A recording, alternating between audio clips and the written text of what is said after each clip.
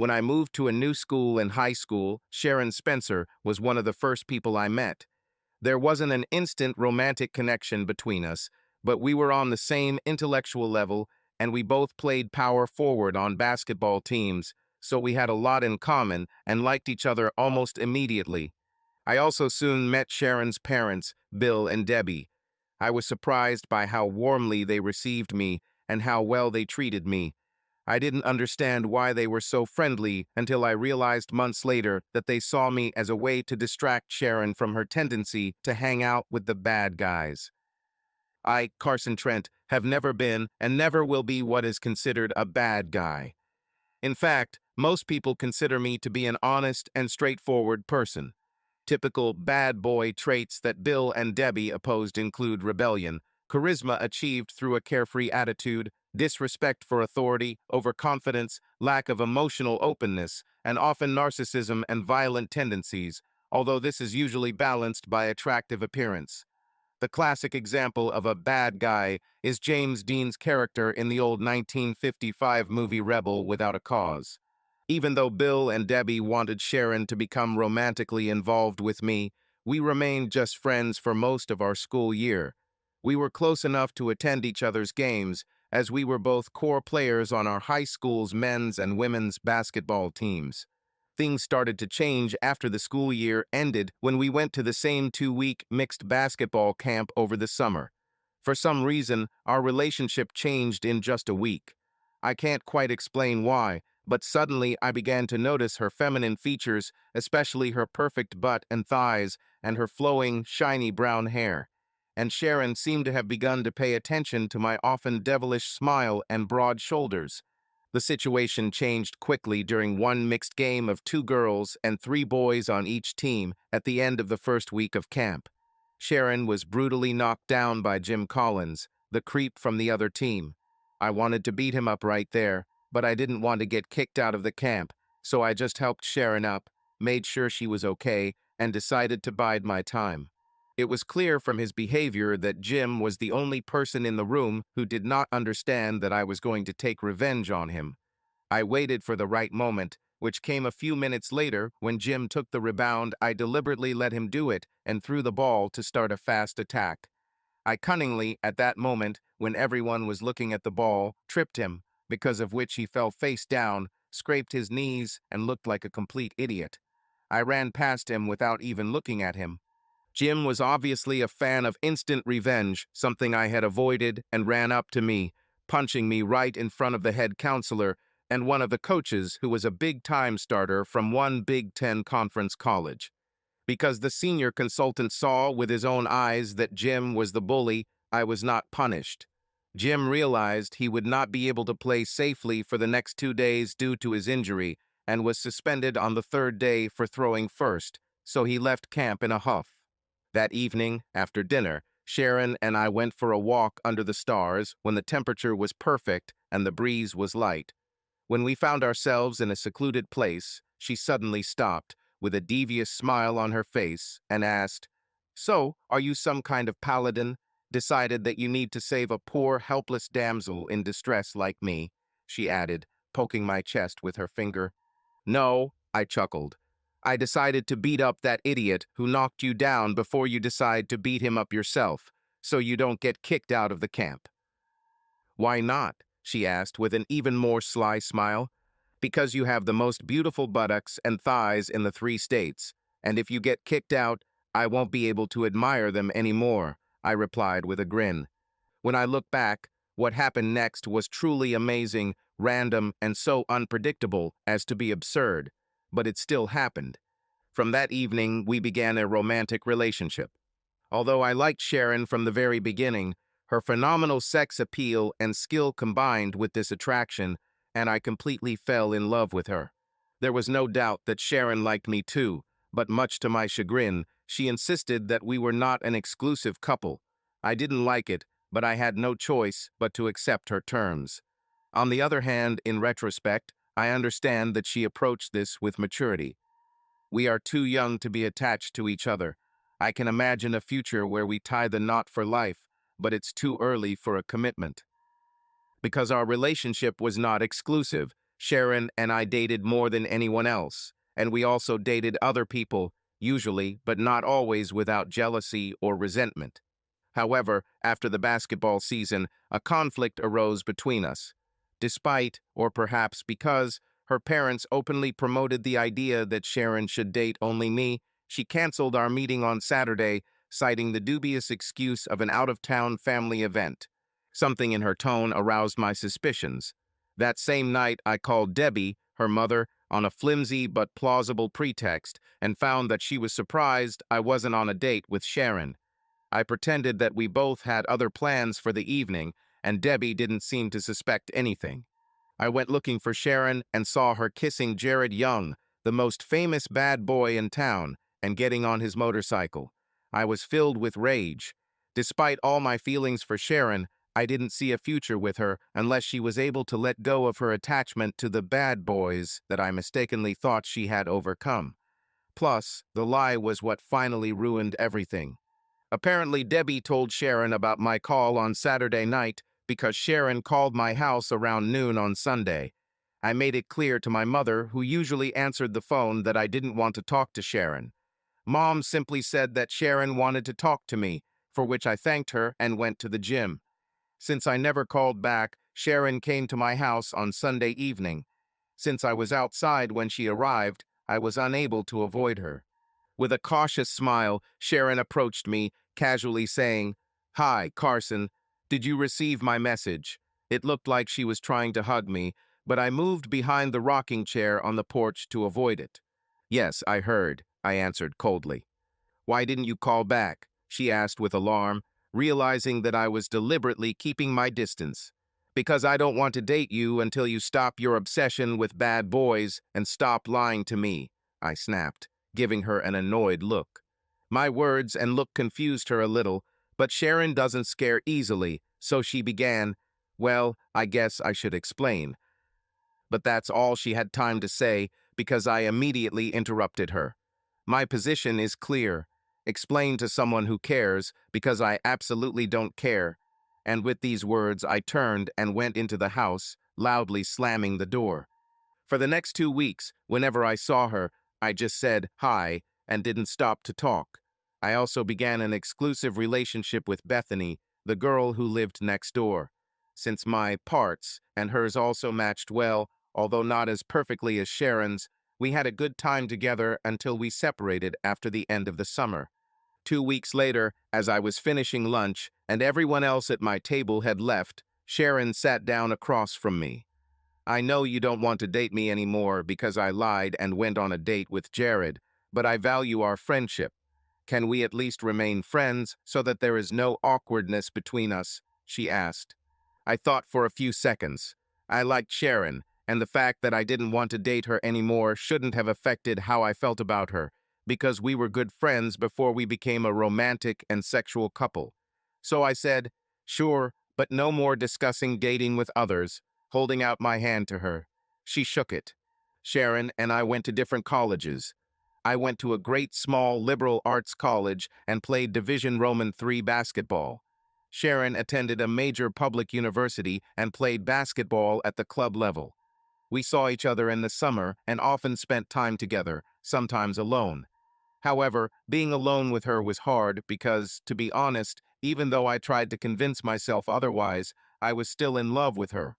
Although I had more than my fair share of relationships in college, no girl ever made me feel the way Sharon did. After graduating from college, 2 weeks before starting my first job, my parents insisted on throwing me a graduation party. I was surprised to learn that it would be a joint party with Sharon's parents, Bill and Debbie.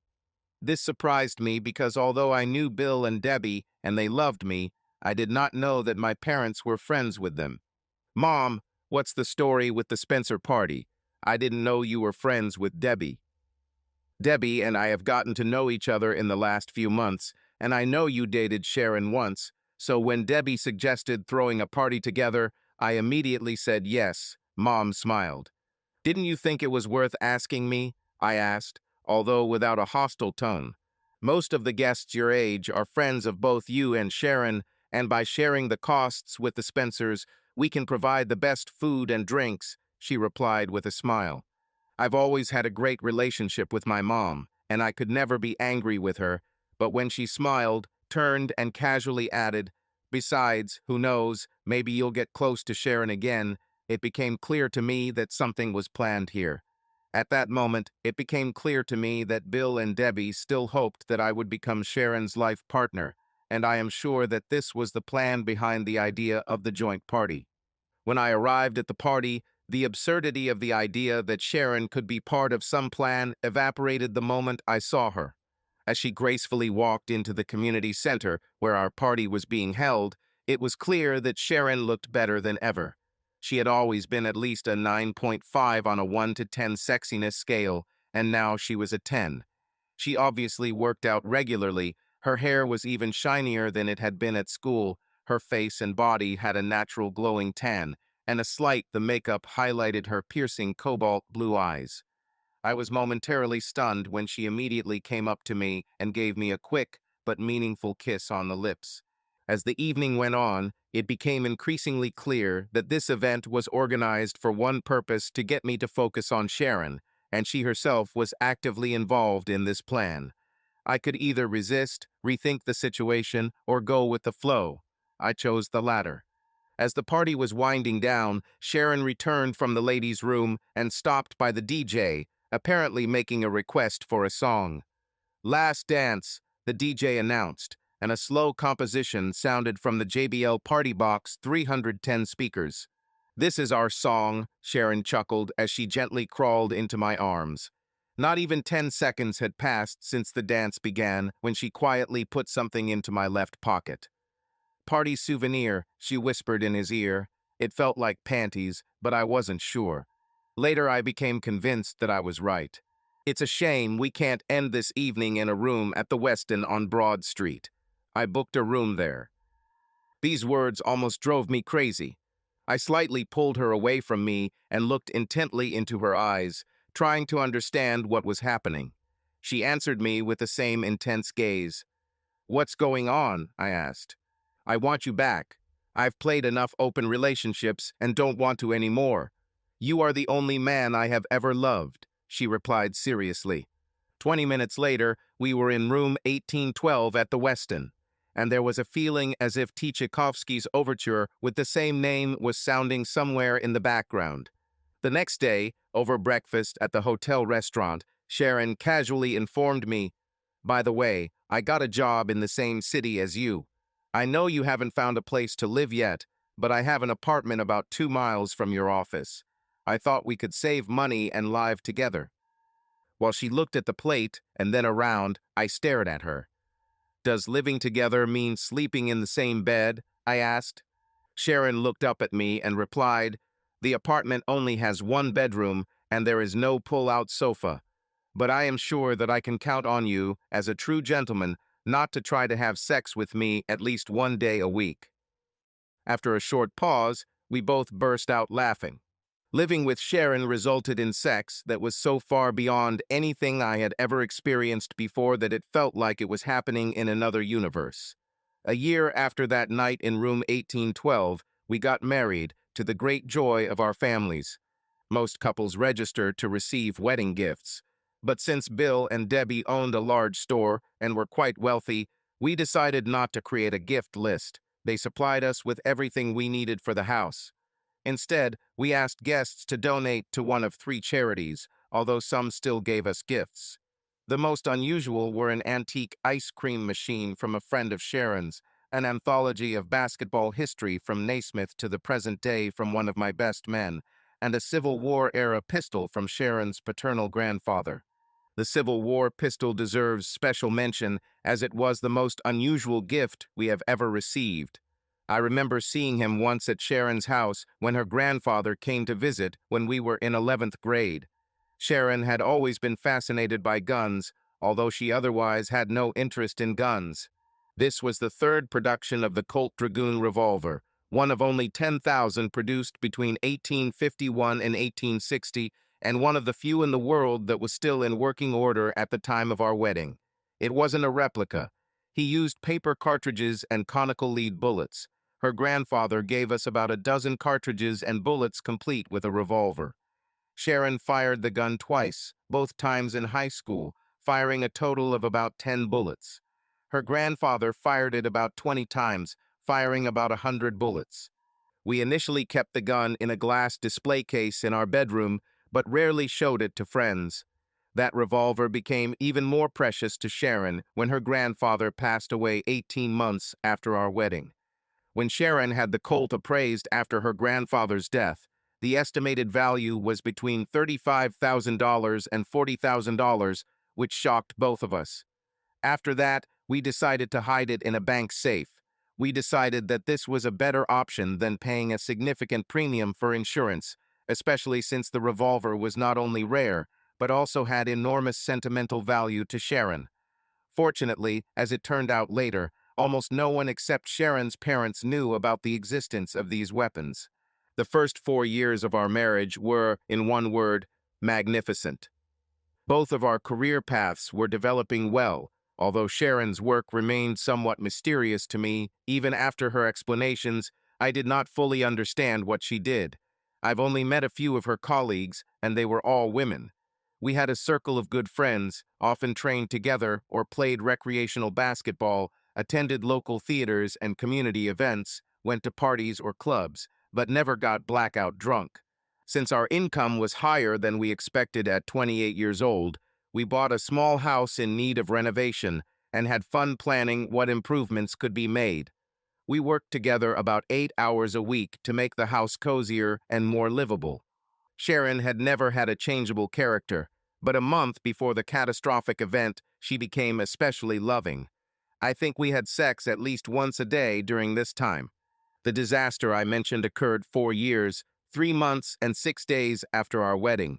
Sharon was on a business trip that day and wouldn't be home until 8 p.m., so I arranged to meet the client for dinner. Sharon even made a reservation for us for 7 o'clock at a French restaurant that we frequented and where she knew the owner well. Unfortunately, the client canceled the appointment at the last minute due to childcare issues, and I called the restaurant to cancel the reservation. This was not a problem for them, since they always had many visitors, whom they were sometimes forced to turn away due to lack of space.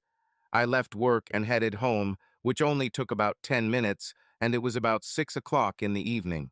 I was surprised to see a Cadillac pull out of our driveway and come towards me.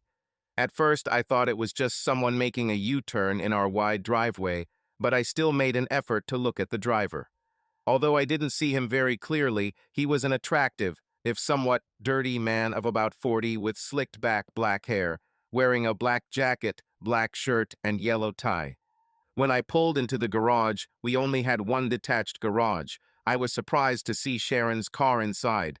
She said that she would not return home until 8, but on my watch it was only 18:18. As I walked into the house, I heard the shower running upstairs in our master bathroom.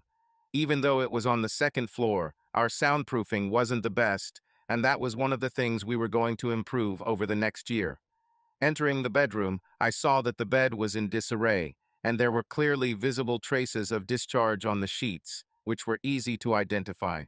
Emotions overwhelmed me, and for a moment my knees went weak. I had to grab the door frame to keep from falling. Having regained my balance, in a strange mixture of grief, anger, and shock, I pulled the dirty sheets off the bed, carried them to my car, and put them in the trunk. Then I went down to the basement and took out 2 large suitcases. Returning to the bedroom, I threw them on the exposed mattress.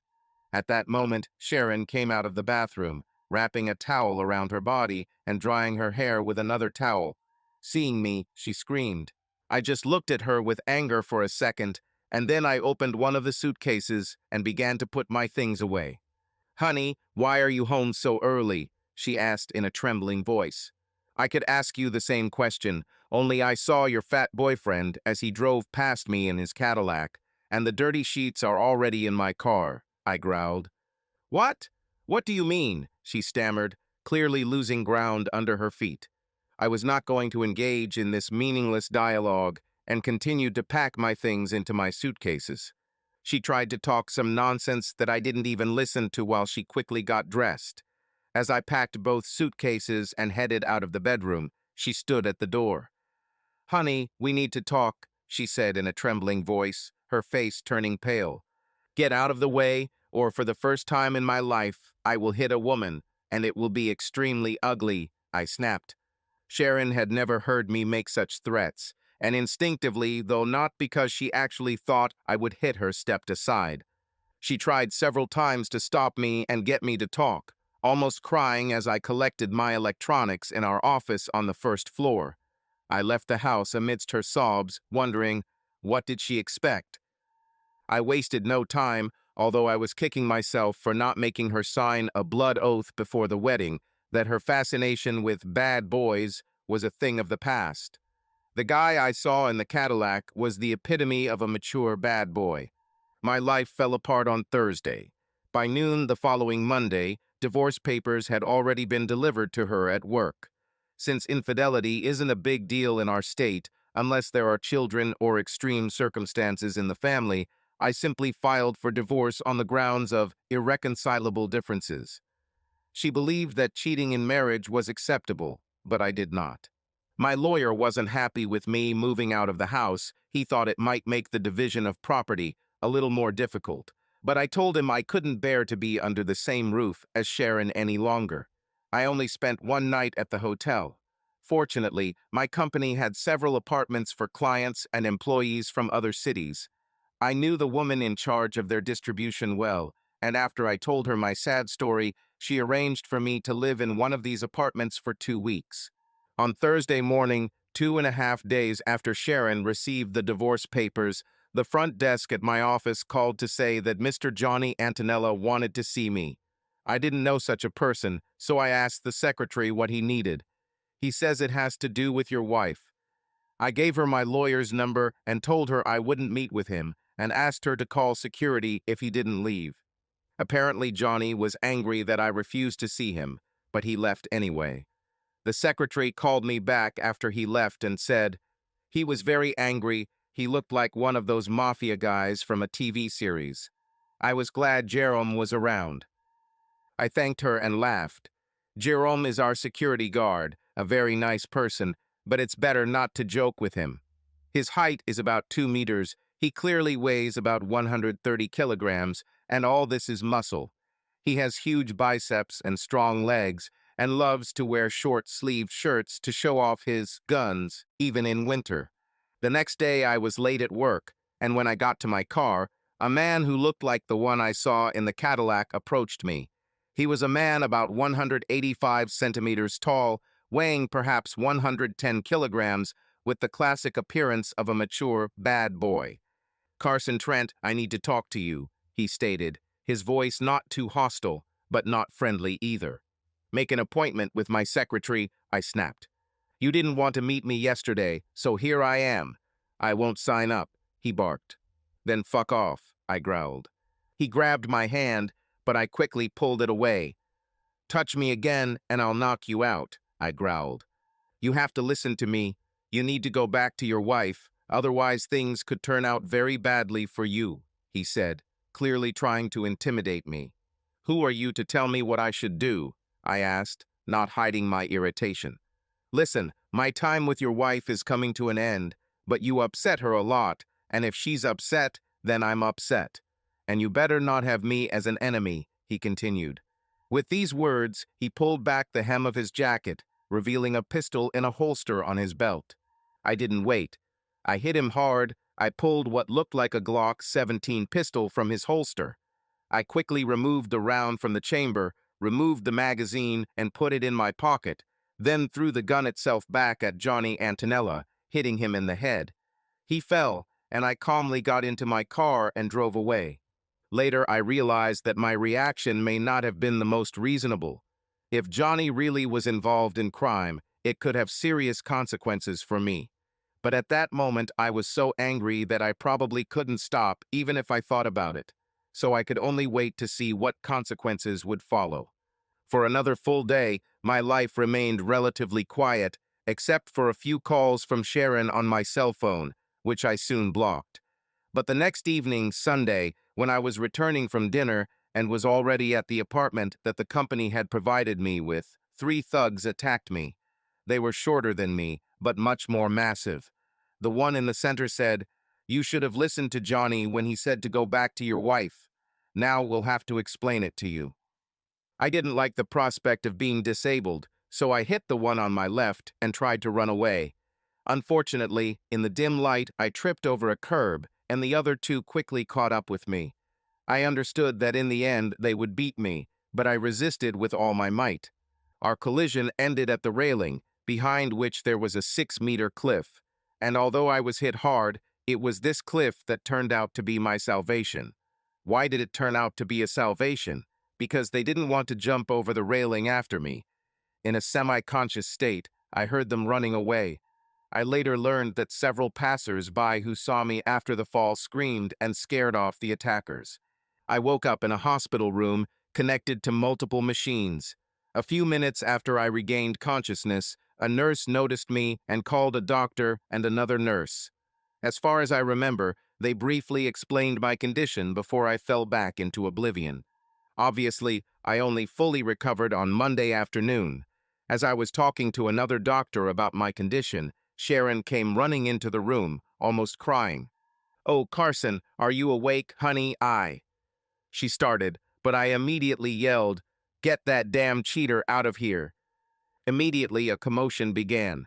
The many medical devices I was connected to began to emit alarms, nurses and orderlies rushed into the room, and a real commotion began. All this was accompanied by screams and tears. Eventually, one of the nurses and a security guard took Sharon out of the room, and the nurse, trying to calm me down, gave me a sedative. The doctor spoke to me in a soothing tone until I fell asleep again. The next morning, I felt much better. The first nurse who came to see me smiled and told me that Sharon would no longer be allowed into the hospital. She seemed ready to tell me the details, but I didn't want to hear them and instead started asking her questions about my condition. At approximately 10 o'clock in the morning, two detectives, Turner and Wilson, came to see me. I told them about my meeting with Johnny Antonella and that, according to my assumptions, he organized the attack on me. Unfortunately, I couldn't give an exact description of the three attackers beyond their approximate size, but I knew for sure that Johnny was not among them. I also told them that all indications were that Johnny was Sharon's lover and that I had dirty sheets with DNA on them that could prove it. The detectives promised they would do everything they could, including interviewing Johnny and Sharon, but warned that Johnny had often eluded justice, and if I couldn't positively link him to the attack, he would get away with it again. I didn't expect anything else. I was often visited by colleagues and even managers, including the vice president of the company, with whom I worked directly on several projects. I was discharged 4 days later. I was able to return to work the day after I was discharged, which earned me extra points with my boss since we had a busy period at work. My big boss allowed me to continue living in company-provided apartments until I fully recovered. On Tuesday, when I returned to work, Detectives Turner and Wilson came to see me again. After a casual conversation, they asked me a strange question. "Where were you on Sunday?" I found this strange and replied, "I sat in the apartment all day. As you can see, with crutches and a cast on my arm, I'm not very mobile." "Can anyone confirm this?" Wilson asked. "Well, my secretary and her husband visited me and brought me dinner around 5 in the evening. I also called my parents and Sharon's parents sometime between noon and 5 p.m., but that's about it. What is it?" Like most police officers, they did not like to answer questions, preferring to ask them. Turner continued, "Do you know anyone who has an antique pistol that uses cartridges and lead cone bullets?" I have to give myself credit for great acting. I didn't flinch, didn't change my facial expression, or give any indication that the question had offended me. In a calm voice, I replied, "What is this strange question? If you're asking if I have an antique pistol, then absolutely no." And this was true because the certificate of authenticity for the Colt Dragoon revolver was in Sharon's name, although it was a wedding gift to both of us. But when Wilson was about to ask another question, I interrupted. "Wait a minute. Stop. Something is clearly wrong here. I'm not going to answer 20 questions. Either you tell me what's going on, or our conversation is over." I want to know if Antonella said anything, and if you found those who beat me." After some back and forth in which I took a firm stand, Turner finally looked at Wilson, sighed heavily, and said, "Antonella is dead. 3 of his henchmen were also killed. They were all shot with an antique pistol that fired lead cone bullets, which we removed from their bodies." "Did these 3 have bruises?" I asked. "Yes," Wilson replied. "It's them," I exclaimed with obvious relief. "I told you I gave them a couple of good hits. Finally, justice has been served." I literally jumped for joy, which caused me to feel pain in my leg and difficulty breathing. The detectives looked like they were ready to send me back to the hospital, but I calmed down. "I won't be jumping for joy anytime soon," I said with a grin. "So, do you know anything about how they died?" Wilson asked. "I have no idea," I replied with a smile. "But to be honest, I'm not upset. To tell you the truth, between us, I myself was thinking about how to finish off these bastards. Fortunately, they seem to have found quite a few enemies." Turner asked permission to inspect my apartment and office, and also test for traces of gunpowder on my hands and clothing. I turned on the recording on my phone and made them repeat the request, promising that they would not damage my things, otherwise they would pay for the damage. I wrote down that I consented to the search and asked them to take me to physical therapy while they conducted the search, since I was not yet allowed to drive. The next day, detectives returned to my office and reported that they had found nothing suspicious in the apartment or at work. After that, they asked another question, which immediately seemed suspicious to me. "Do you think your wife might know something?" they asked. I laughed. "You mean my almost ex-wife? I'd bet $1 million if I had it that she doesn't know. She is generally against all violence and would break out in hives if someone put a weapon in her hands." As soon as they left, I sent Sharon a message on Snapchat. I reported that I told the detectives that I did not own antique weapons and that she was a staunch pacifist. I also advised her to take her grandfather's revolver from the bank safe and hide it somewhere away before the police showed up. I used Snapchat because messages there are automatically deleted.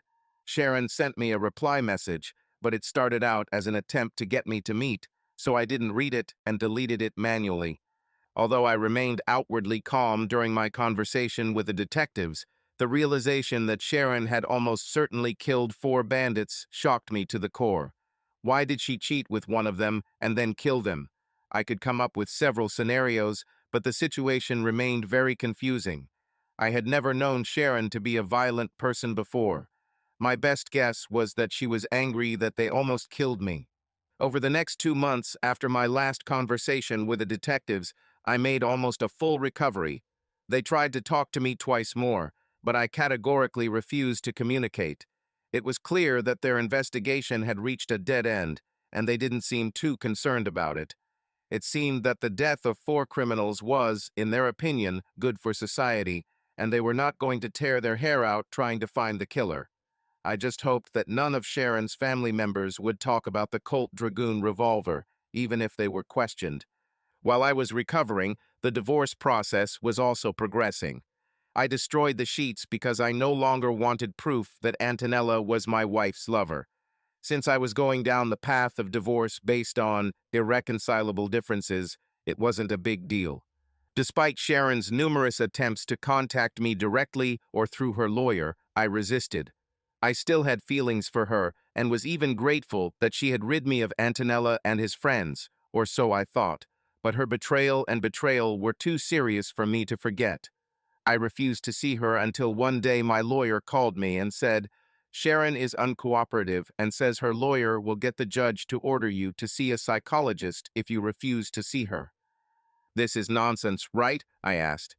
"Her lawyer is honest, but cannot yet say on what she bases such confidence, although I believe her." "There's clearly something fishy here," my lawyer replied. After thinking for a while, I asked, "And how long will I have to listen to her?" "She says 1 hour, but not a second less. You can't just get up and leave." I sighed. I had mixed feelings. I wanted to end the divorce and start my life over, but I was still in love with Sharon. I was upset by the conversations I had with her parents, Bill and Debbie, and with my parents. I both wanted to see her and didn't want to at all. Finally, I groaned, okay, next Saturday at noon at our house. No lawyers, no one else. 1 hour and I'll time it. I walked to our house on Saturday at 11:58, feeling anxious. I almost changed my mind, but then I took a deep breath and knocked on the door. I was glad that she didn't say something corny like, "You know, this is still your house. You could have just walked in." Instead, she simply opened the door and said, "Glad you're as punctual as always," motioning for me to enter. At first, I couldn't take a good look at her because she was standing outside the door. When she closed the door and I finally saw her, I almost fainted. It wasn't that she looked bad or that she hadn't changed at all since the last time I saw her, although I expected her to change somehow during that time. No, she looked different. She was wearing maternity clothes. Trying to diffuse the tension, she joked. Trying to diffuse the situation, she joked. "You don't look very good, and if you keep your mouth open, a fly will definitely fly in there. Why don't you sit down and I'll get you a soda? I only drink this too." I sat down, not knowing what would be worse, if she said that the child was mine, or if it turned out to be someone else's child. Thoughts were raging inside me that I might soon just get up and leave. While I was still confused, Sharon returned with a can of Canada Dry and sat down across from me. "I wanted this meeting for a very obvious reason," she began, taking a sip from her can of soda. "I don't expect you to forgive me, but I want you to have no doubt that you are the father of the little girl growing in my belly." With these words, she stood up, took a couple of sheets from the table, and handed them to me. I carefully studied the documents. If she really did use my biological material for the test, then I was the father. "I'll have to do my own test," I said casually. "And I also want you to get tested for diseases," I added. Sharon flinched a little, but quietly replied, "Okay." "I don't think this will change anything about the divorce," I continued, although not as harshly as I might have if she wasn't pregnant. "It just means that I will be required to pay child support." After these words, Sharon burst into tears. I didn't console her. When she came to her senses, I asked, "Do you have anything else to say? You have 33 minutes left." Sharon took a deep breath and then, gathering her strength again, said, "My unexpected pregnancy has changed my hormones a lot. I didn't even know I was pregnant. I just felt weird. You probably remember how for a month I wanted to have sex every day? So, at the same time, one client at work, who had not previously attracted me, suddenly seemed very sexy to me, and I slept with him 3 times. The third time was when you caught me." I was skeptical, but didn't say anything. Sharon took another deep breath and continued, "After you caught me, and when I started experiencing morning sickness, I went to my gynecologist. She not only took a pregnancy test, but also checked my hormones. Her results were amazing." "Are you trying to say that pregnancy made you unfaithful?" I interrupted sharply. "My gynecologist said that the medical literature describes cases, although very rare, where pregnancy made a faithful woman more prone to cheating. Since such cases are extremely rare, she could not accurately compare my hormonal levels with others, but said that it was possible. She thinks my past fascination with bad boys, coupled with hormonal changes, may have played a role. I'm not trying to make excuses, but I want you to know that hormones could be a factor." "But you didn't try to talk to me about it. Even that Saturday morning, when we spent the morning in bed, I asked, 'Not that I'm complaining, but what's going on with you?' I swear to you, Carson, I was a complete emotional mess at the time. I'm really sorry." We talked for a few more minutes. I didn't ask her if she killed Johnny and his henchmen. Even though the spousal immunity privilege would have protected her, I didn't want to know for sure. Then I looked at my watch. Her time is up. "It was an enlightening hour, Sharon. When can we meet at the clinic for the DNA test and your disease testing?" I asked. "I already saw this coming, and I have an appointment next Saturday at 10 o'clock at the clinic on the corner of Patterson and Vine. Is this convenient for you?" She answered, "Yes, convenient, I said, standing up. If the paternity test confirms what you are saying, I will ask a lawyer to amend the divorce papers to include alimony and reasonable visitation time. Is there a chance for reconciliation? She asked, already almost in tears. I have given my doctor permission to provide you with all my medical tests and answer any questions you may have. I shook my head and said, no, and then walked out the door. It turned out that little Alicia, that's what Sharon wanted to name her daughter, was really mine. To be sure, I arranged a DNA test myself, which confirmed paternity. As a formality, I also visited Sharon's doctor, and she confirmed what Sharon had said. Her hormonal levels were indeed unusual. In my 12 years of practice, I have never seen anything like this, she said. There have been cases in the literature where elevated hormonal levels led to infidelity, but they remained rare. After confirming my paternity, Sharon changed the terms of our divorce. Now she insisted that I go to childbirth classes with her and be present at the birth. Since if she didn't sign the papers, the baby would be born before the divorce was finalized and the judge would likely require multiple consultations, I agreed to her terms. The final documents were signed, and we divided the property in half, except for the house. Sharon could stay there until Alicia turned 18, and if the house was sold sooner, we would split the proceeds and renegotiate child support. When I agreed to attend the course, I did not realize the impact that close contact with Sharon would have on me, especially while she was pregnant. For some reason, Sharon seemed even more attractive to me when she was pregnant, which really confused me. When I supported her during class, I could hardly contain my reaction. We were polite to each other, especially after the divorce was finalized. My desire to have sex with a pregnant woman only grew with each session. Sharon was not stupid, and she was well aware of my confusion, although for the time being she did nothing about it. A month after the divorce, when she was 7 months pregnant, everything changed. One day after class, as I parked in front of the house that was once ours, Sharon took off her blouse and bra and said, "You know, we're already divorced. Now you have sex with me without any obligations. I want sex, you want sex. Why don't you come in and take me? You can do whatever you want to me as long as you don't hurt Alicia." She said this while looking intently into my eyes. I seemed to be a weakling because I immediately got down to business. They say that the brain is the main sexual organ. That night, I became convinced of this.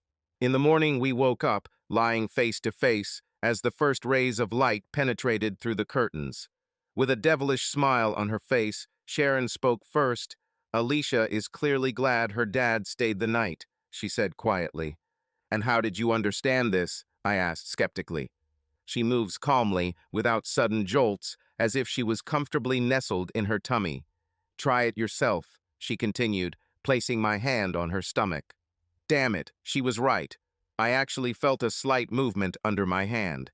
At that moment, I stopped being an angry, smug man and turned into a real weak person. However, perhaps weak is too strong a word. It was more of a realization that I didn't want to stay angry when there was a more practical approach. Why would I give up great sex with a pregnant woman if I was going to pay for some of the living expenses anyway? The following week, I moved into the house again. On Saturday morning, I did not discuss my decision with Sharon or ask her opinion. I just arrived, got my things, took her to lunch, and then came home to spend the rest of the day in bed with her. I was unstoppable. We had sex. The next weekend, Bill and Debbie came to visit us. Obviously, they were surprised, but at the same time very pleased. Although they didn't say anything, it was clear that Sharon had somehow prepared them for this meeting. When I later spoke to my parents on the phone, they also reacted calmly to my return, as if nothing unusual had happened. Perhaps what helped me finally come to terms was Sharon's behavior. She never asked me questions about the future. She made it clear that she was glad to have me back and never refused to be close to me because she knew that, like her, I would be careful not to harm the child. I think we had more and better sex in the months before she gave birth than at any other time in our lives. I still thought I would move out as soon as Sharon gave birth and was unable to have sex. But as soon as I held our daughter Alicia, this tiny 8-pound, 3-ounce, 21-inch bundle of joy, my heart melted. At least I got it back to Sharon before I burst into tears and made a laughingstock of myself. 5 weeks after Alicia was born, Sharon and I resumed our intimate relationship, and 7 weeks later, we made love again as soon as we had free time, and the baby did not need our attention. Sharon was back to her best self within 6 months, found a new job, and has always shown me nothing but love. It was only 2 years after Alicia was born that Sharon first wanted to have a serious conversation. After Alicia's birthday, when all her friends and family had left and Alicia had fallen asleep with a new toy in her hands, Sharon sat down on my couch and snuggled up to me, holding several sheets of paper. Looking me straight in the eye, she began, "Carson, some women say they would kill for their man, but those are just words. In my case, you know for sure that I will kill for you. Over the past 2 years, you have not had a single reason to doubt that I love you with all my heart, and that betrayal will not happen again. I want another child, and I want to be married when it is born. This is what I propose." She handed me 2 sheets of paper, but did not move from my knee. "What do you say? Will you sign a prenuptial agreement and have sex with me?" An hour later, after sex, we signed a prenuptial agreement and agreed to get married in the district court before a magistrate. Only Alicia was present at the ceremony. 6 years later, we have 2 more children, a dog, a cat, and a new house. And I have never regretted my decision. Subscribe to our channel so that your love doesn't cheat on you, and go ahead and listen to the next story, because this story is nothing compared to the next one. If you're under 18, don't even think. Click to the next one. Click to the next one. Click to the next one.